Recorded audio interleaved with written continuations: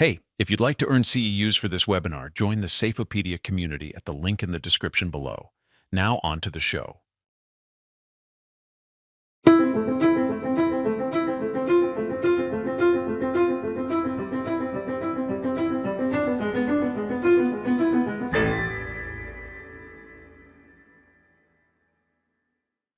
All right, we're at 10 after, so I'm going to jump in. It's my pleasure today to introduce Eldine Posniak.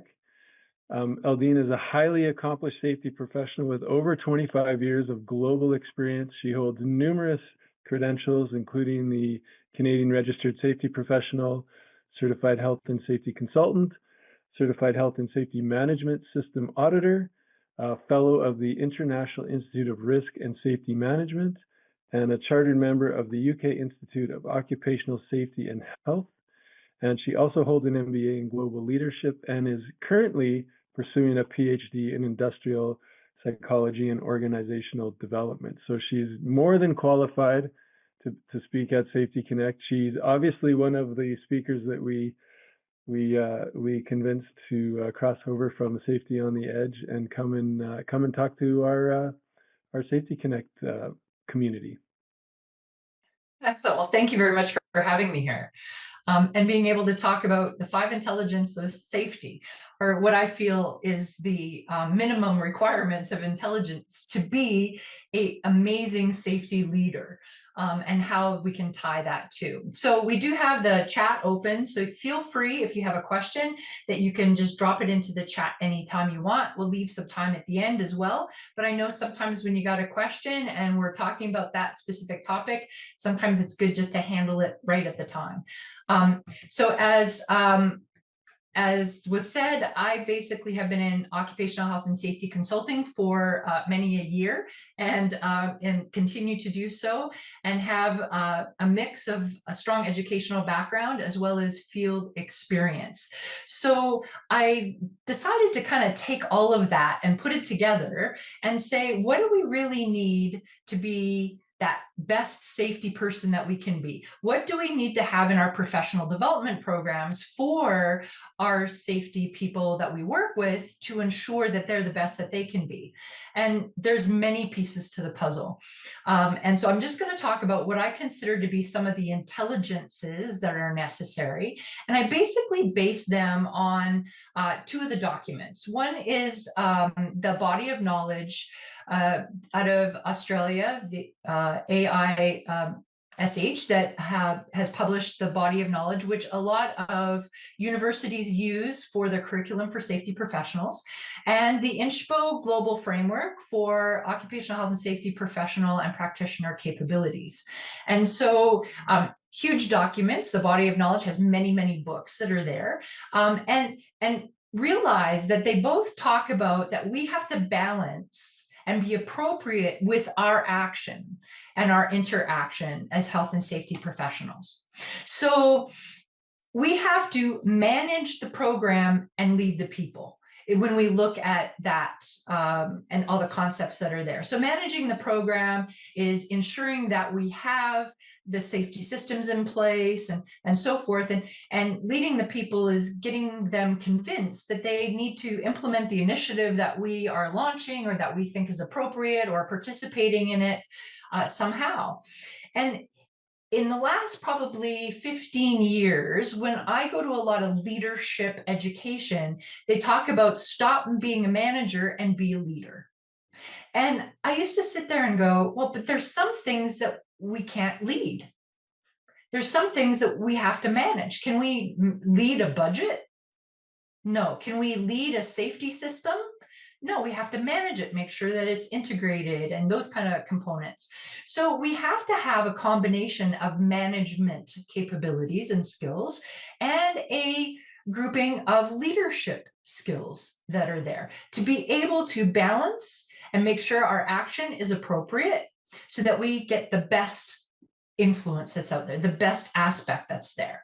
So to me, I truly believe that and I want to just make sure, I just want to check, can everybody see my slides? Can you give me like a little yes in the type of the chat to make sure we can see them okay? Because I can see them from my side, just making sure you can see them from yours. All right. Every, But okay. Success of a safety professional, if we develop our intelligences, as a safety professional, we can increase our amount of influence and use social awareness and relationship management to know how to influence others and to build the program. And by employing those capabilities with these intelligence components, then we can engage people more effectively, accelerate and sustain our practices, decisions, and change that are needed to reach our health and safety goals and objectives. Right. So here's Dan Peterson's safety management system. He has a lot of great publications out there. He's passed on now, but he had performed health and safety consulting for over 50, 60 years, and was a person before his time. He talked about some of the safety 2.0 and hot principles even before they were titled that. So if you have a chance to read any of his material, it's a great foundation piece. But he said at the end of the day, we have to have the right balance of structure, policy, procedures, and the right balance to culture, how people do the work, that no matter who we put in what situation, we have safe, sustainable business. So to me, that's a premise of what we need to have in a safety management system.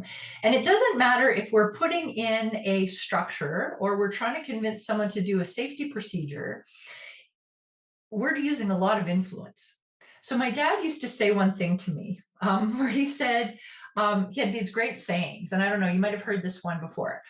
And he used to say to me with safety, Eldine, you must be frustrated because you can lead a horse to water, but you can't make him drink. And it's true, right? As safety people, we can't force people to drink the Kool-Aid. We can't force their head under the water. And then I realized one day, and I told my father, my job is to make them thirsty. I feed them the salt, and then I make sure the water's there. And how many of us, when we've tried to put something into a program, build a structure, or talk to motivate somebody to do the right safety thing, have we felt that we were forcing them to drink the water out of the trough?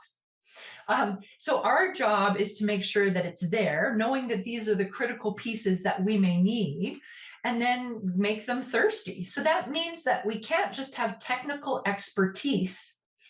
When it comes to health and safety, we have to have so much more, because influence is probably our biggest skill that we need to affect and shape and transform the opinions, convince senior leadership to ensure that we have certain safety components in our program, and shape behaviors and actions, persuade people that they need to participate within that, right? So influence is so important to the safety professional. But we can't just say, okay, teach me how to influence. We have to have a lot of base knowledge to know how to adapt as individuals to influence well. So John Maxwell, who is a huge leadership guru, some of you may know of them, leaders become great not because of their power, but because of their ability to empower others, their ability to influence other people. So we truly need to be transformational leaders to transform our organization from where it is to where it needs to be, so that moms and dads, sons and daughters go home at the end of the day. And to me, you need to have all forms of intelligence to ensure that that happens, to lead the people and to manage the program. So why these 5 intelligence matter in safety is they're foundational to manage the program and lead the people. And once we have these mastered, we become more effective and more influential, but not only that, transformational. And it's not just about capability, but it's about identity and impact and legacy and making us most effective. So here's my 5 intelligences that I believe that we need to have personally and support our professionals through. And these aren't just tools, they are foundation pieces. IQ, or cognitive intelligence, help us analyze risk and make smart decisions. Technical intelligence ensures that we have the right understanding of systems and hazard and risk and the tools that protect lives. Emotional intelligence helps us build trust, diffuse tension, connects us with the people that we serve. Organizational intelligence helps us navigate politics and influence leaders, maybe even align safety with strategy in the organization. And cultural intelligence ensures that safety reaches everyone, no matter their background or their beliefs. their culture, or their age. So we need to have a professional development pathway with each one of these. So I'm going to spend the next few minutes talking about each one, a little bit of how it's not good enough to just have one, because they all interact with each other, or it's kind of like pairing. You know, you want to have the right wine with the right steak or the right food. They pair together because you use one, and as you build one, the other one comes to play to help build some of the skills that are there. And then I just want to hit a couple of the highlights of each one of them. If you want to read more about this as well, the COS magazine, the Safety magazine, wrote an article and shared my my kind of thought on this. And isn't it funny when you put things out in social media, right away you get people commenting, and not always for the positive. But as soon as it went out, I had another safety professional say to me, Eldine, there's not 5 intelligence to safety, there's 7. Okay, we all have our different numbers and our different schools of philosophy and thought. But when I looked at what their 7 intelligence of safety was, I looked at, well, I see some of them as falling under one of my 5, like cognitive ability, creativity, adaptive ability, all comes under IQ. That's what we measure when we take an IQ test when we're in kindergarten and when we're in grade 12. So some of these, very important components, but they can kind of go under a larger heading. So you'll find some of those. So let's start with that cognitive intelligence. And this is the test that we take when we're small, somewhere in high school, maybe as an adult, to say, hey, are we, average, or should we get a membership out to Mensa? We've always been told that this cannot change. This is just how it is, right? That how much you can critically think, problem solve, where your memory is, abstract thinking, how well you plan, you're born with it, it doesn't move in any direction. Well, we're finding in research that that's not true, right?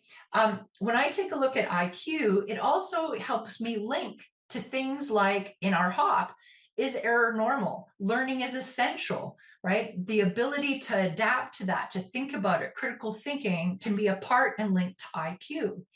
Now, IQ can actually be grown, not like tremendously. So you're not going to go from like an 80 IQ score to 160, but it can be grown a certain amount.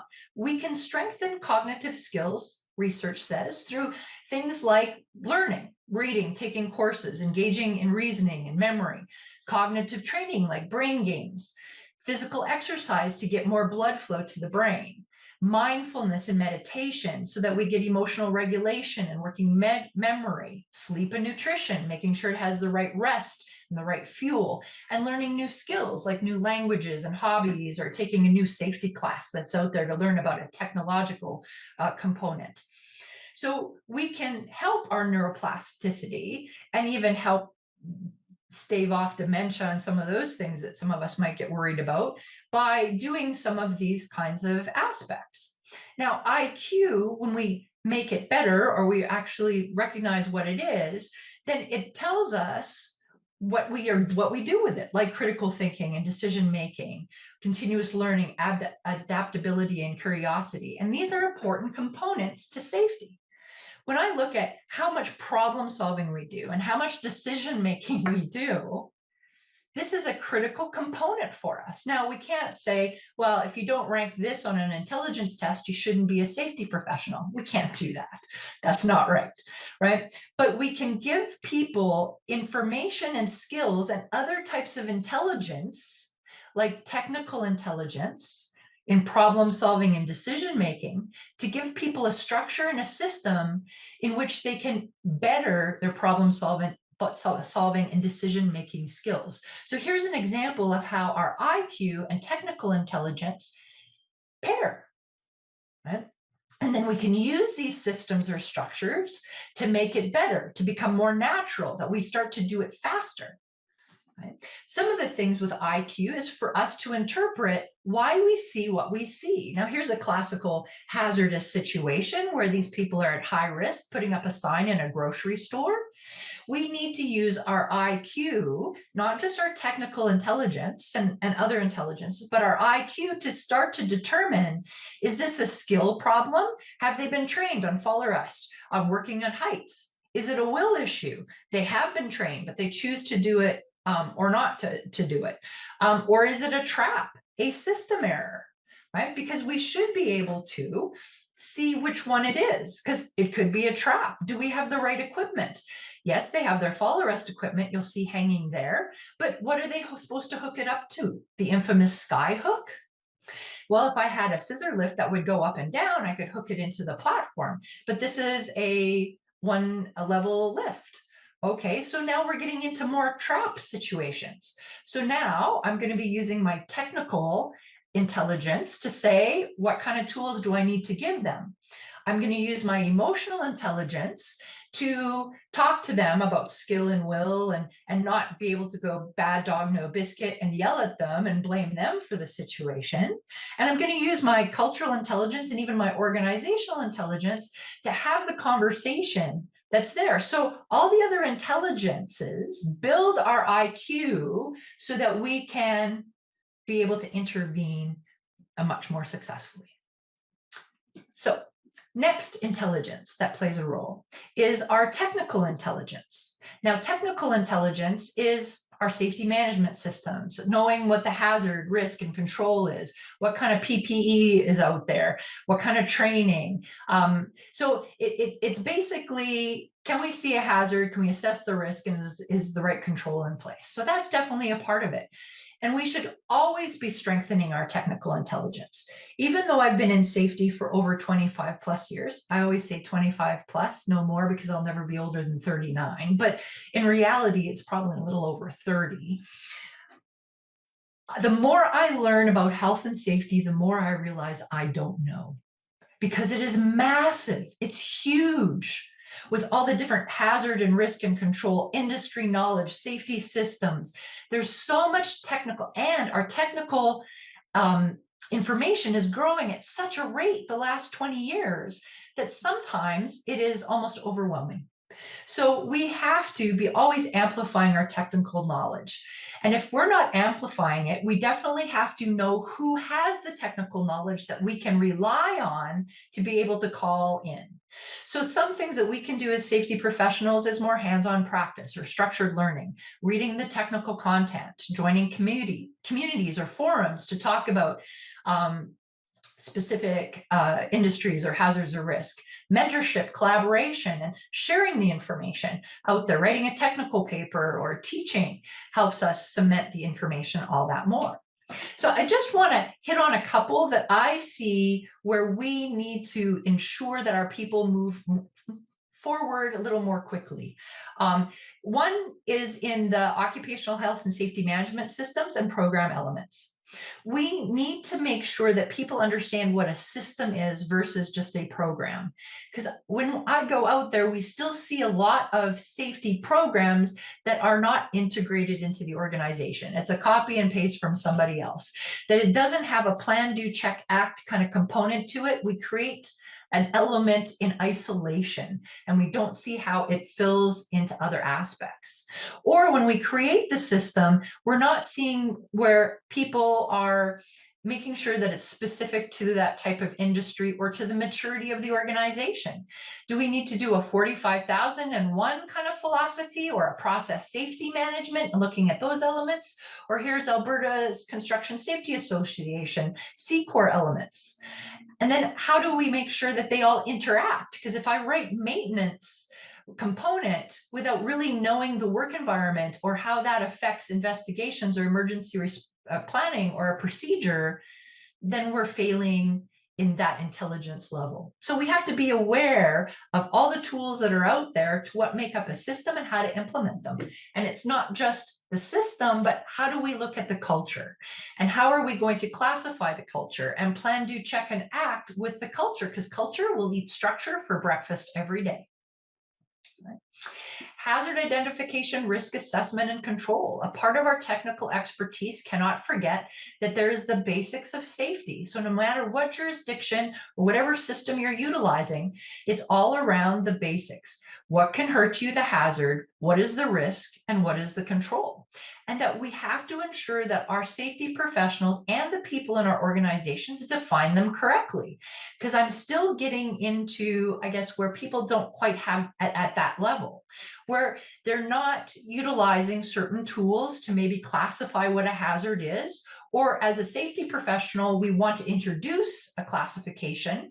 Well, we have to take a look at the organization, so that's organizational intelligence, to know which one should we utilize, because one might be too complex for the workplace or the individuals there, and we might have to do baby steps before we get to a bigger one. So we have to be able to adapt the tools that we utilize. And then again, get that common language. So the other day I was talking with another safety professional, and our terminology for hazard, risk, and control were a bit askew. They had said, oh, that this hazard right here is the guard is missing from this mechanical device. And I was like, that's not the hazard. The hazard is rotating equipment, mechanical hazard. That's the hazard. It's either controlled or not controlled. Controlled, it has the guard. Not controlled, it doesn't have the guard. So what you're talking about isn't a hazard. It's an increased risk situation, but it's an insufficient or an absent control. The hazard stays the same. It's either controlled or not controlled. So to me, these are not hazards. The hazard here is fire. These are mitigation controls to the fire. So if I see these situations, we've increased the risk of decreased mitigation to a hazard that's fire. They're insufficient controls, right? So that is a part of where we need to get to a certain level to be able to talk about our concepts on a regular basis. And that whether that is hazard, the things that can hurt us, risk, how big is the boo-boo, how likely is it to happen, and what the control is. And with risk, we know that everybody sees risk differently, just as the mother, the father, or the child sees the risk with this specific activity. Our job as a safety professional is to get everybody on the same page. What is the best tool? Because there's a lot that are out there. Actually, I kind of like Corey Pitzer's Safe Maps tagline.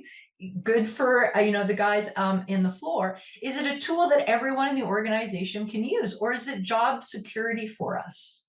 These are some questions we need to ask when we're exploring our intelligences, right? Because this might be good for us, but can the person at the end user be able to utilize it, take the time, know how to do it, know what it means, right? So we need to know a variety of hazards, a variety of how we assess risks, and then how do we ensure that the controls are there? So that's a part of our technical intelligence that's necessary.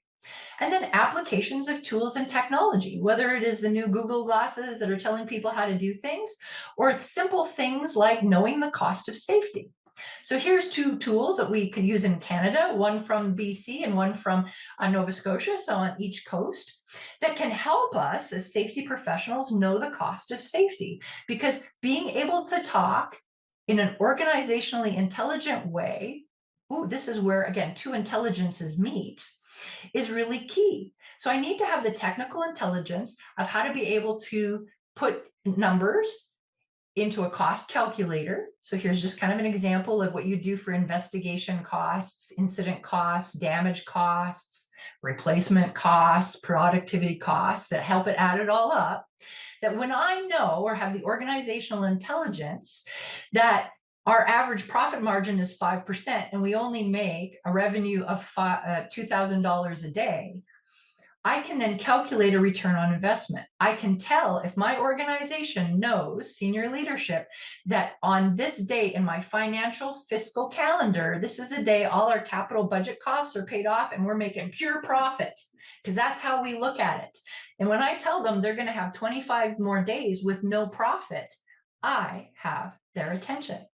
So this is an example of technical intelligence that we need to have and organizational intelligence that we need to have, where they cross meet. Right.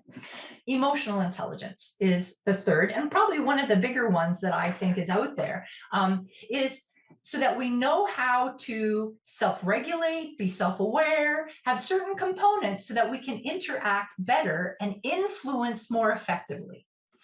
So if I take a look at if we strengthen our emotional intelligence, we can strengthen our power to influence on every level. And emotional intelligence is our ability to recognize and understand the emotions in ourselves and in others, and use that ability to manage relationships. So for a safety professional, this means communicating effectively, making better decisions, because EQ helps us make rational decisions, especially in high pressure situations. It helps us build positive relationships because we're more likely to lead by example and support our peers. We can anticipate dangers because we're more attuned to emotional cues, which can help us recognize potential dangers and prevent and have preventative measures. It helps us adapt to adversity because a lot of times we're in the thick of things and people are always challenging us. Why do you want to do that? Should we do that? We don't want to spend that money. So it gives us adaptability and resilience, and it helps us influence everybody, executives, line supervisors, and employees, right? If you are interested in emotional intelligence and I do not get a return on investment in this is the book. I got it sitting right here. Emotional Intelligence Habits. You can buy it on Amazon. Why I like it is it does not just only give you some information, but it has a key at the back that you can go online and take a emotional intelligence test, and it'll tell you where you're weaker and stronger so that you can use the book to help build. So it's one of those things, just want to kind of like to leave you with some tools that also help you out, right? So emotional intelligence has these components. Let's just briefly look at each one of them. How does that kind of affect us? Well, self-awareness is knowing our strengths, our weaknesses, our ability to recognize who we are, what we bring to the table, and how it affects other people. So as a safety professional, if we don't have self-knowledge, we might take the wrong approach that can alienate someone, or we lose the chance that's there to make an impact. When we clearly understand who we are, we can be more authentic. And people say great leaders are authentic. Self-awareness is a guide for decision making. And if there's a lack of this, then we can negatively impact not only personal and professional outcomes, but organizational objectives. And so Center of Creative Leadership is another great tool for you to have in your toolbox. It talks about that, again, self-awareness, because you can't just believe me, have some evidence that says this is a good thing. Leaders with strong self-awareness recognize their own emotions, strengths, weaknesses, and how they impact others. When we don't have it, it can lead to resistance to feedback as a leader doesn't understand their own limitations or effects on their actions. So have a self-awareness strategy. Observe what we do, how it affects things. Visit our values. Check. Know who and what pushes our buttons. Stop and ask ourselves, why do we do the things we do? And seek feedback can help us along this. And that can help us to self-regulation, the ability to see how our actions contribute to, right, is also the ability to suspend judgment, to think before acting. Oh, that goes back to Safety 2.0 and HOP kind of concepts, right? And the ability to control or redirect any disruptive impulses. So it's basically our filter that when we see something, how we're going to react, or if we want something done, how we're going to do it. So hopefully that self-regulation wouldn't have us doing this to hang the safety sign, or that if we ask someone else to do it, we wouldn't expect that this would be acceptable. But then we wouldn't just quick to judgment. We would then ask, okay, why are we doing it this way? And then problem solve, right? So leadership ability of self-management involves controlling anything that might be disruptive or stress and maintaining composure, which allows us to remain focused and make rational decisions. And if we don't do that, it can manifest as reactivity, inability to handle pressure, and overly critical attitude towards others, which can fail us and fail our organization. The third component of emotional intelligence is motivation. And with motivation is how we pursue goals, right? And so it says at the Center of Creative Leadership, if we have a strong drive to achieve, then we're often resilient, committed to excellence. We inspire others through our energy and persistence, and we do achieve. If we don't have this, it causes struggle within us, but it also leads to stagnation, disengagement, and failure to meet expectations, which can demotivate other people. So we need to know our motivation for sure, but this is also where we need to know other people's motivation, because if they're different than ours, we can't talk the same language, right? So to me, one of the components with this is the superpower of why. Having strong emotional intelligence will tell me that people are more motivated by why we do things than what we do. So then why, as safety professionals, we are often so busy telling them how to do things and what to do, and if we have time at the end of the meeting, why are we not switching that up? But why at the beginning? Because it's the spark that ignites everything that we do, the foundation of purpose. It drives meaning, guides decision-making, inspires others, and it encourages growth. Kind of just like this sign when I think of why. I'm a practical person, right? Do not cross this field. If I want to go fishing in that lake, what will this sign do for me?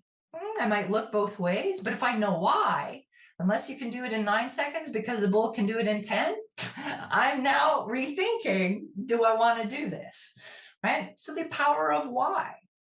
It also tells us that and shows us that we need to use tools like assessing the readiness for change, because we sometimes think people should be motivated to change because we are, and they're not.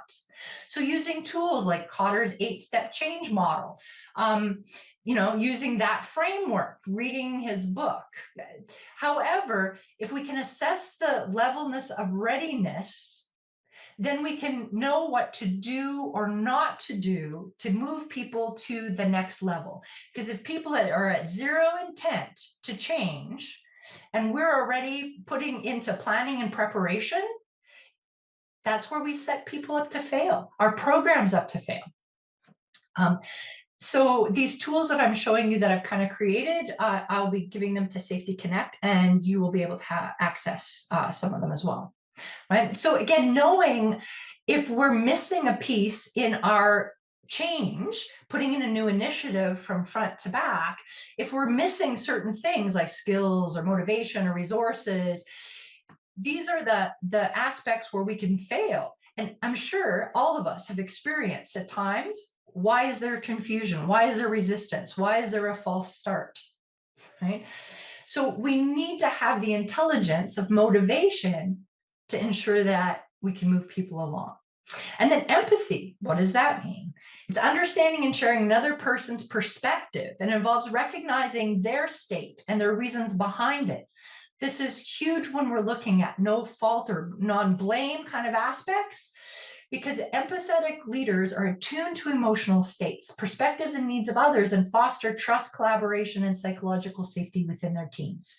If we lack empathy, we're seen as cold or dismissive, arrogant, unaware of interpersonal dynamics, and that strains relationships. It encourages disengagement and decreases the amount of influence. So we need to understand the types of empathy, so that when we can have cognitive empathy, where we sense how the other person sees the world from their point of view. Like, I see it as a 6, they see it as a 9.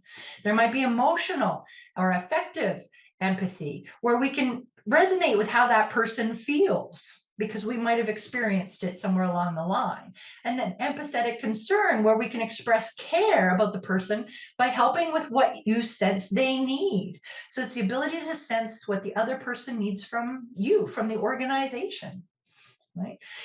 If we use empathy and we use motivation and communication, people feel understood, valued, and appreciated. And when they feel that way, we're more apt to influence them. And then we can kick in our social skills, which are a part of emotional intelligence, to make sure that we build rapport.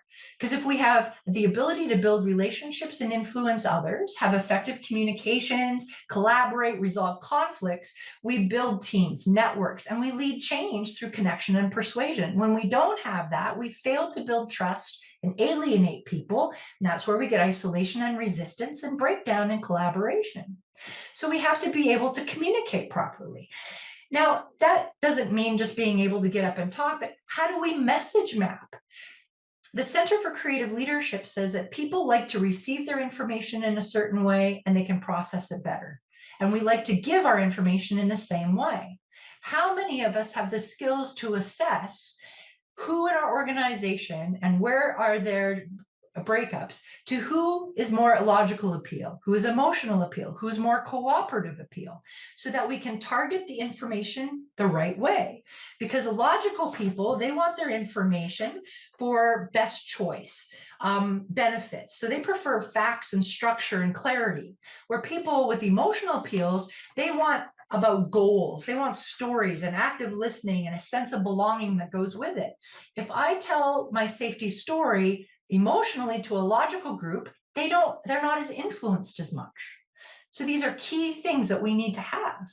And then also the social skills will tell us if we have a conflict or we're dealing with issues, where are we with the performance of achieving the goal and the importance of the relationship, so that we know how to delineate our time. Organizational leadership and intelligence is another component. This means knowing how the organization runs. So imagine a talent person who who understands the workflows, anticipates bottlenecks or bridges between teams. That's individual organizational intelligence. And then that same person in the company who communicates well and knows the processes and understands the culture of learning within it. Right? So here's an example of a company where they had a bottleneck. This is where they would load their supply onto trucks. When I looked at their floor and how they loaded, this was high hazard for the workers that were there. Slip, trip, and fall, crushed by the loads. When I started to look at how old were the things that were staged to be loaded, when they had product on the floor that were 2 years old, 2 years old. Why are they there? They're creating a bottleneck. They're creating hazards. I could then talk to the organization about how do you stage your products? And when they said that has nothing to do with safety, I said it has everything to do with safety. And then I had to go around and talk about who are the formal and informal leaders, because we influence directly, but we also influence through others. So organizational intelligence is telling me who are the people who lead. And what level do they influence? And what level do I influence those people who lead? So we need to be asking, what level is my influence on the leaders with the organization? What about the level of my influence with followers in the organization? Who are the top 5 or 10 influencers, not only formally, but informally? And then where do I play with that? And how do I build those relationships? That's a part of organizational intelligence. Right? So we strengthen it by taking business classes, understanding the language and processes of operations, mastering self-awareness, EQ, so that we know who we are and what we know, and learn from experts. This is a link to just an article that, from an expert that talks about how do we orchestrate change at a scale where harnessing organizational intelligence is key. And how do we decode the organizational culture? We need to observe before we act, build strategic relationships, mirror culture before we shape it. A lot of times we're new to an organization, we come in, bam, we want to change stuff because we see where it can be better. But we have to build from inside. Otherwise, people think that they're just wrong. Anyways, manage our visibility through thoughtfulness, practice systems thinking, have feedback and self-awareness, and stay curious and adaptive, and use tools to help us. This is just another tool that I sometimes utilize to say, okay, what can I do to move this along with some creeping elegance, right? When it comes to both motivation and ability in a personal, social, and structural component, right? Is it pleasurable or meaningful? Can they do it? Are they encouraged to do it? Are they enabled? Are they rewarded? What is their currency, right? What is the environment? Is there a trap in place? And then the last one is cultural intelligence. This is really taking a look at who you have to interact with, right? It gives us diverse perspectives that sometimes reveal system blind spots. So culture is a group of people, the behavior, beliefs, values, and symbols that they generally accept without thinking about them and are passed along by communication and imitation, but sometimes intimidation as well, from one generation to the next. So we need to understand who's in our work environment. What kind of culture do they come from? be aware of self and others, and then look at some specific skill sets and considerations to interact with them. Now, that might be multicultural. I have people from different cultures, right? I often say this is kind of like that bad joke. I have a worker from California, a worker from Texas, and a worker from New York walk into a workplace. They're all going to see the world a little bit differently. Never mind if I have someone from North America, someone from Germany, and someone from Brazil. So the more I know about cultures and how they interact, how they see hazard and risk, how they communicate, the more I can interact with them effectively. Culture may be culture, countries they come from, but it might also be generational culture. Right? We're looking at 5 different generations in a workplace right now. How I talk or how traditionalists or boomers see the world are definitely different than how millennials or Gen Ys or whatever we're calling each generation now sees the world, how they expect to be communicated to, how they see systems and how organizations work. So we can strengthen our cultural intelligence by exposing ourselves to diversity. Learn CQ frameworks. Gert Hofstede has frameworks specific to health and safety and cultural dimensions. Practice empathy and active listening. Adapt communication style and seek feedback. If we strengthen each one of these, hopefully I've showed you not how they exist on their own, but they interconnect so that we can be more transformational leaders. Because leaders become great not because of their power, but because of their intelligence. The skills and capabilities they have to empower others and influence others. So thank you very much for the ability and the opportunity to talk with you today about these concepts. And I want to thank you for being the difference in health and safety in your workplace. So now I have time for questions, if we have any. Yeah, Scott? thank you, Aldine. That was fantastic. We have a few questions. We'll see how many we can get through, and if we don't get them all, then hopefully you can circle back on the platform and answer some of them. But the one that got the most upvotes was when talking to different generations, there are other ways to engage with them. What are some of the ways that you found work best? So again, it depends the generation. So you need to understand the generation that you're talking to and then be able to focus on that. So I love micro learning and I love some of the tech that's out there now, but that's for the newer generations, right? They'll uptake that much quicker than baby boomers or traditionalists. Now we can't say that just whitewash that, because definitely some baby boomers and traditionalists have embraced it and said, hey, this is good for us to utilize and love it. But like, I'm not a computer person, right? Like, I know how to turn it on, I know how to utilize it a certain amount, and I'm starting to get more savvy with tech.